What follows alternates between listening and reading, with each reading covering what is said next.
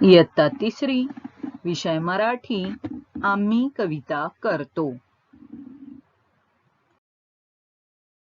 मुलांनो, तुम्ही आतापर्यंत अनेक कविता वाचल्या, गायल्या. काही कवितांच्या तालावर तुम्ही नाच देखील करता.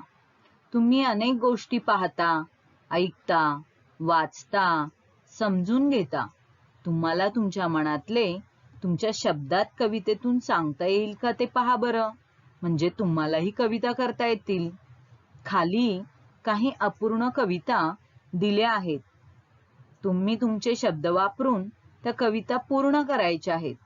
कवितांचे अर्थ समजून घेऊन तशी चित्रे काढण्याचा प्रयत्न करायचा आहे.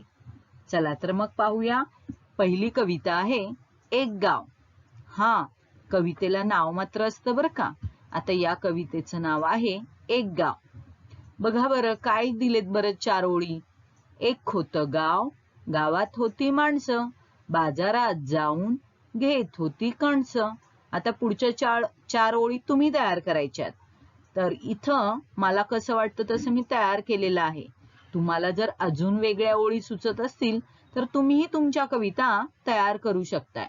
बघा बरं मी काय कविता केली तर. एक होतं गाव, गावात होती माणसं, बाजारात जाऊन घेत होती कणसं. कणसं होती कोवळी, रंगाने होती पिवळी. कणसं पाहून माणसे गाऊ लागले गाणे. आवडली का तुम्हाला ही कविता? चला पुढची कविता पाहूयात आपण. या कवितेचं नाव आहे शाळा. तुम्हा सर्वांची आवडती अशी ही शाळा. बघा बरं काय दिल्यात 4 ओळी. एक होती शाळा, फळा होता काळा. एकदा गंमत झाली, शाळा बागेत आली. आता इथं मध्ये मध्ये तुम्हाला तुमच्या ओळी घालायच्यात. मी माझी कशी कविता केली आहे वाचून दाखवू तुम्हाला. ऐका तर मग. एक होती शाळा, शाळेत होता फळा. फळा होता काळा, मुले झाली गोळा.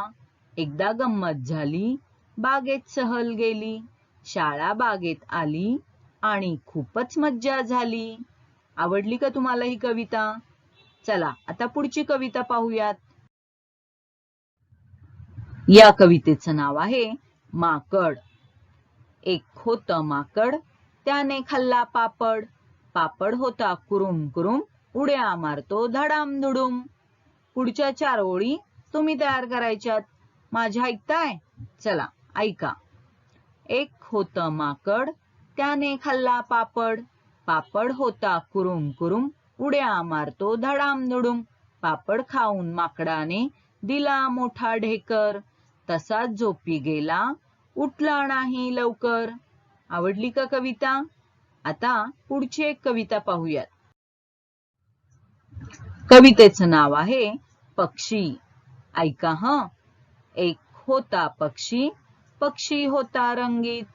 काय बरे होते त्याच्या लांब चोचीत. आता मी काय केलीये ऐका बरं. एक होता पक्षी, पक्षी होता रंगीत. काय बरे होते त्याच्या लांब चोचीत. चोचीत होता मासा, मोठा आणि रंगीत. मासा खाऊन त्याने गायले सुंदर गाणे. आवडली तुम्हाला ही कविता? अशाच कविता तुम्ही तुमच्या स्वतःच्या देखील करू शकता बरं. आणि तुमच्या स्वतःच्या केल्यानंतर त्या मला नक्की व्हॉट्सअपला पाठवा. धन्यवाद.